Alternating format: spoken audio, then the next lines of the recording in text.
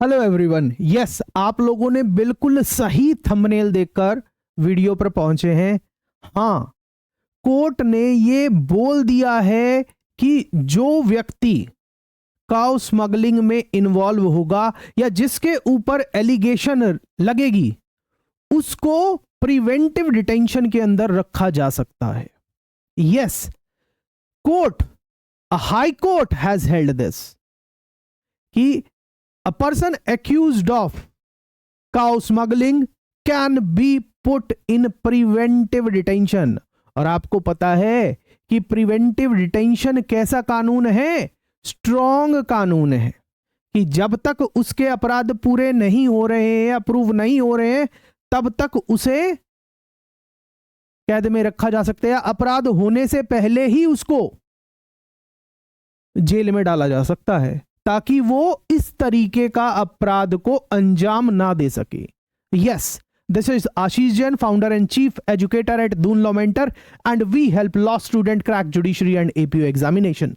आज के इस वीडियो के अंदर हाई कोर्ट के इसी महत्वपूर्ण और इंपॉर्टेंट जजमेंट को हम सारी बारीकियों के साथ, लीगल ऑब्जर्वेशंस के साथ समझने की कोशिश करेंगे। और उसके साथ साथ जो हाई कोर्ट ने ये जो ऑर्डर दिया है, जो ये जजमेंट दिया है, इसकी सारी ऑब्जर्वेशंस को हम समझेंगे और आप लोगों के लिए, हम लोगों के लिए, लीगल पर्सनल के लिए क्या मायने हैं। क्या संविधान का कोई ऐसा आर्टिकल भी है जो सरकारों को यह मैंडेट देता है कि उनको पॉलिसी बनानी चाहिए to prevent the slaughter of cows? हालांकि जब हाईकोर्ट अपना यह डिसीजन दे रही थी उस प्रावधान का मेंशन नहीं है, मगर मैं आपको उस संविधान के अनुच्छेद के बारे में भी बताऊंगा जहां पर काउ स्लॉटर को प्रोहिबिट करने के लिए पॉलिसीज या कानून बनाने की बात भी की गई है।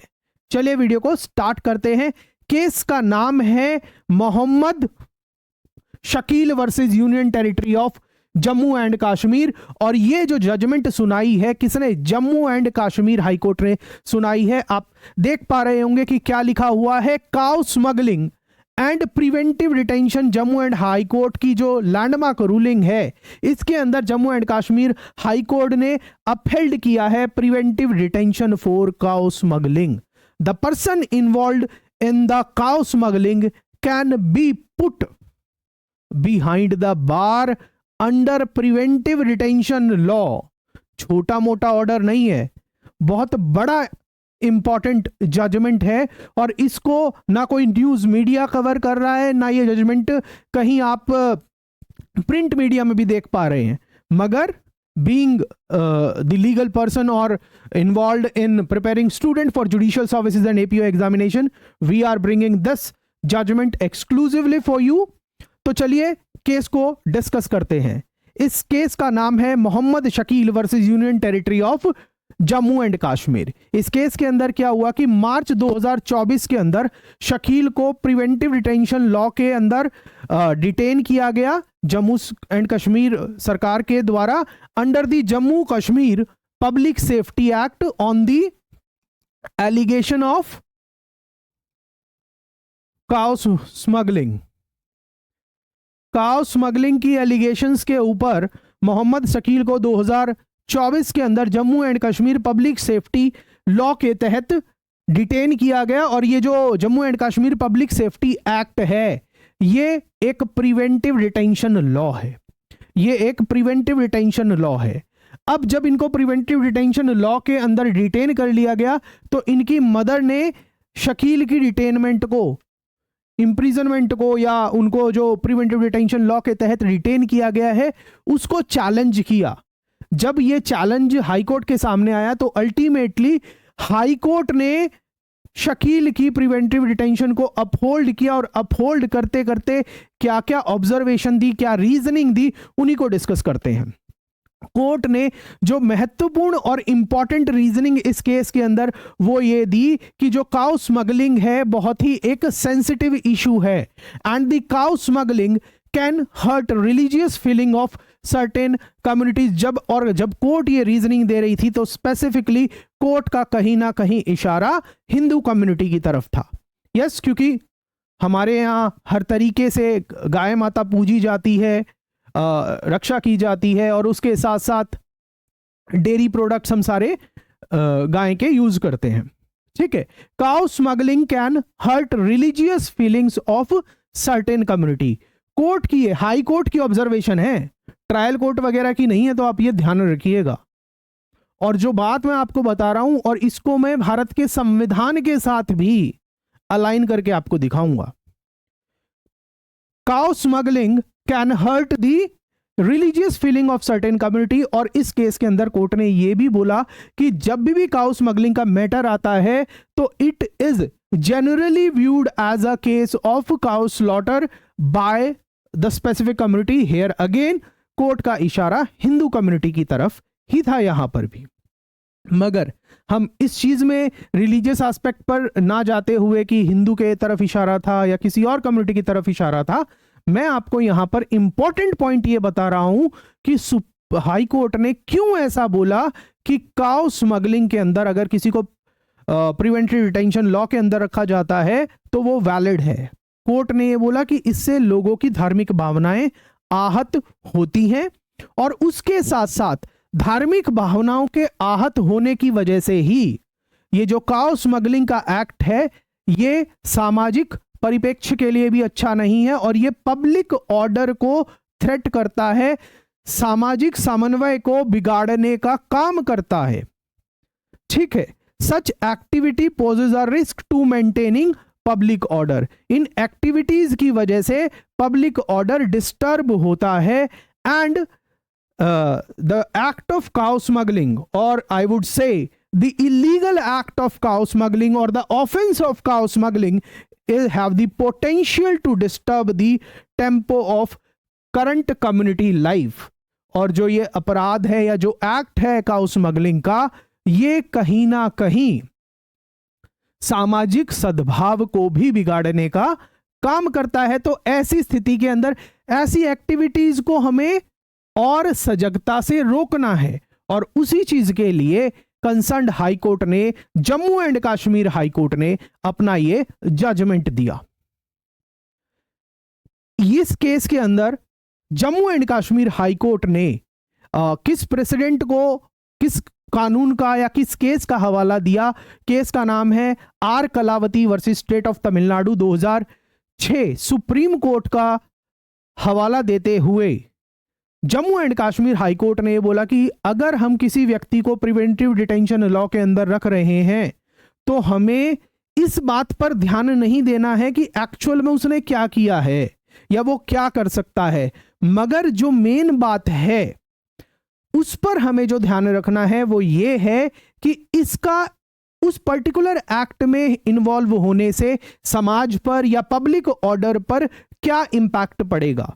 अगर समाज पर या फिर पब्लिक ऑर्डर पर ज्यादा बड़ा प्रभाव पड़ रहा है तब ऐसी स्थिति के अंदर कंसर्न्ड एक्यूज्ड का प्रिवेंटिव डिटेंशन में रखा जाना लाजमी है और वैलिड है। और यही बात Jammu and Kashmir high court ने भी बोल दी थी कि हां यस, क्योंकि यहां पर जो काउ स्मगलिंग का मैटर है वो ऐसा है, उसका जो पोटेंशियल है वो कम्युनल हार्मनी को डिस्टर्ब करता है, पब्लिक ऑर्डर बिगाड़ता है। तो ऐसी स्थिति के अंदर हम किसी भी व्यक्ति को काउ स्मगलिंग की एक्ट में इन्वॉल्व नहीं होने देंगे, और जो अगर इन्वॉल्व होगा तो उसके लिए सख्ती से निपटने के लिए हमारा कानून तैयार है। और जो स्टेट ने कंसर्न्ड व्यक्ति के खिलाफ Jammu and Kashmir public safety act लगाया, उसके प्रावधानों को लगाया और जिसके अंदर उसको प्रिवेंटिव डिटेंशन की धाराओं के अंदर रखा, वो बिल्कुल एक सही कदम है।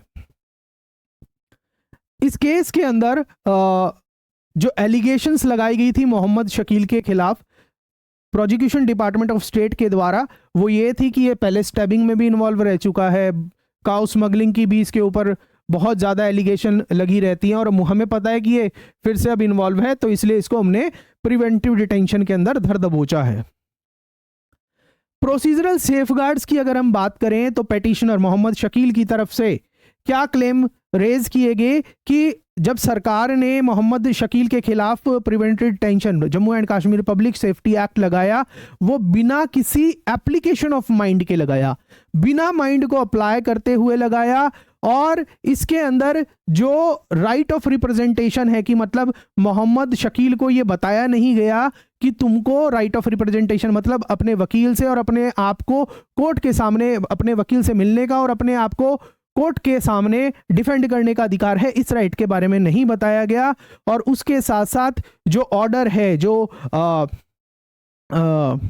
स्टेट की तरफ से जो ऑर्डर दिया गया था, वो उसकी समझने वाली भाषा के अंदर नहीं बोला गया था, मतलब ऐसी भाषा में नहीं बोला गया था या उसको कम्युनिकेट किया गया था राज्य की तरफ से कि जिस भाषा में वो समझ सके। कोर्ट ने क्या पाया कि जब ये मैटर कोर्ट ने जब सारे एविडेंस वगैरह ले लिए तो उसके बाद कोर्ट ने ये पाया कि जो पिटिशनर की दलील थी, जो क्लेम्स थे, वो सारे निराधार थे। और कोर्ट ने ये पाया कि डिटेंशन ऑर्डर जो है वो उनको हिंदी और डोगरी में पढ़ के सुनाया गया था। और अगर आप भारत के नागरिक हैं तो आपको हिंदी तो आती ही है, ठीक है, तो हिंदी और जम्मू एंड कश्मीर में हिंदी लैंग्वेज यूज होती है, हिंदी और डोगरी दोनों भाषा के अंदर वो जो ऑर्डर है वो पढ़कर सुनाया गया। तो ये वाला आर्ग्यूमेंट फेल हो गया। और उसके साथ साथ detention responsible for not filing the representation, यहां पर सरकार की रिस्पॉन्सिबिलिटी नहीं है, जिसको प्रिवेंटिव डिटेंशन के अंदर रखा गया है उसकी गलती है, उसने अपनी रिप्रेजेंटेशन क्यों नहीं फाइल की, ठीक है। And moreover no merit in procedural violation claims, court ने यह भी बोल दिया कि जो आप ये कह रहे हैं कि लॉ का सही तरीके से अनुपालन नहीं हुआ है, वो क्लेम्स भी बिल्कुल गलत हैं। अब मैं आपको उस प्रावधान की तरफ लेके चलता हूं हमारे संविधान की, जहां पर सरकार को यह मैंडेट दिया गया है कि उनको पॉलिसीज बनानी है, लॉ बनाने हैं जो काउ स्लॉटर को रोक सके। उसके रेफरेंस में हमारा आर्टिकल 48 है जो directive principle of state policy है, नीति निर्देशक सिद्धांत जो है directive principle of state policy है, उसको अगर आप ध्यान से देखेंगे तो वहां पर आपको बताया गया है prohibiting the slaughter of cows and other bovine. देखिए क्या लिखा है, आर्टिकल का नाम है organisation of agriculture and animal husbandry. The state shall endeavour to organise agriculture, राज्य की ये ड्यूटी होगी, राज्य वो कदम उठाएगा क्या करने के लिए, एग्रीकल्चर को ऑर्गेनाइज करने के लिए, एनिमल हस्बेंड्री को ऑर्गेनाइज करने के लिए, on modern and scientific line, modern और साइंटिफिक लाइंस पर ऑर्गेनाइज करने के लिए कदम उठाएगा। और उसके साथ साथ शैल इन पर्टिकुलर, शैल का मतलब अगेन मैंडेटरी, राज्य को ऐसा करना ही है, ठीक है। In particular take steps for preserving and improving the breeds, breeds को इंप्रूव करने के लिए कदम उठाएगा, उनको प्रोटेक्ट करने के कदम उठाएगा। एंड उसके साथ साथ prohibiting the slaughter of cows and calves, गाय बछड़े और अदर मिल्च एनिमल के स्लॉटर को, उनकी निर्मम हत्या को रोकने के लिए कारगर कदम उठाएगा। ये आर्टिकल 48 बोलता है। हालांकि जो आर्टिकल 48 है वो नॉन जस्टिशिएबल है, फंडामेंटल राइट तो आपके क्लेम किए जा सकते हैं, डीपीएसपी नहीं, मगर कहीं ना कहीं ये राज्य को तो अपनी पॉलिसी बनाने के लिए कह रहे हैं ना, डीपीएसपी आर गोल्स जिन पर हमें पहुंचना है, ठीक है। और जो सरकार का ये कदम प्रिवेंटिव डिटेंशन लॉ के अंदर रखना आर्टिकल 48 को कहीं ना कहीं स्ट्रॉन्ग करता है। बताइए आपको अभी तक का जो ये सेशन अभी हमने डिस्कस किया, आपको क्या लगता है, आपकी क्या थॉट्स हैं? क्या Jammu and Kashmir high court के द्वारा जो ये जजमेंट दिया गया is it in accordance with the law, क्या आप इससे सहमत हैं? अपनी फीडबैक कमेंट सेक्शन के अंदर जरूर दीजिएगा। और चैनल को अगर अभी तक लाइक नहीं किया है या वीडियो को लाइक नहीं किया है तो लाइक जरूर करिएगा और चैनल को सब्सक्राइब भी जरूर करिएगा। आगे चलते हैं। जो मेजर टेक अवे इस जजमेंट के हैं वो ये है कि इसके अंदर preventive detention for cow smuggling cases को अपहेल्ड किया गया है। अगर कोई अभियुक्त है जिसके ऊपर एलिगेशन लगेगी काउ स्मगलिंग के अंदर, तो उसको preventive detention law Jammu and Kashmir का जो पब्लिक सेफ्टी एक्ट है उसके तहत प्रिवेंटिव डिटेंशन लॉ के अंदर रखा जा सकता है, और कहीं ना कहीं हाई कोर्ट का डिसीजन है तो एज अ डायरेक्टरी दूसरे हाई कोर्ट या दूसरे स्टेट्स पर, मतलब मैंडेटरी तो नहीं होगा, एक दिशा निर्देश की तरह काम करेगा। हालांकि जब तक इस पर सुप्रीम कोर्ट का कोई निर्णय नहीं आता है इस पॉइंट पर, तब तक हम कुछ नहीं कह सकते, मगर for the understanding and for the legal implication reasoning बहुत ठीक है। एज अ लीगल पर्सन भी मैं आपको ये बता रहा हूं कि जो रीजनिंग दी गई है, क्योंकि मुद्दा ऐसा है जिससे दंगे भड़क सकते हैं, तो उसको स्टार्टिंग में ही रोक दिया जाए। जहां काउ स्मगलिंग के एलिगेशन लगे, हमें होने ही नहीं देना है काउ स्मगलिंग का ऑफेंस, दंगे भड़केंगे ही नहीं। तो इन दैट सेंस जो पब्लिक सेफ्टी एक्ट का इंपोजिशन है और उसके अंदर प्रिवेंटिव डिटेंशन प्रावधानों के अंदर किसी व्यक्ति को डिटेंशन में रखना, ये भी एक सही कदम है। और पॉलिसी मैटर्स के अंदर काउ स्मगलिंग की जहां तक बात है वो रिलीजियस सेंटिमेंट को हर्ट करती है, इस बात को ऑन रिकॉर्ड कोर्ट ने रिकॉग्नाइज किया है, ऑन रिकॉर्ड रिकॉग्नाइज किया है। ठीक है, इज दैट क्लियर? और पब्लिक ऑर्डर को प्रायोरिटी दी है for the smooth functioning of the state and in the legal judgements.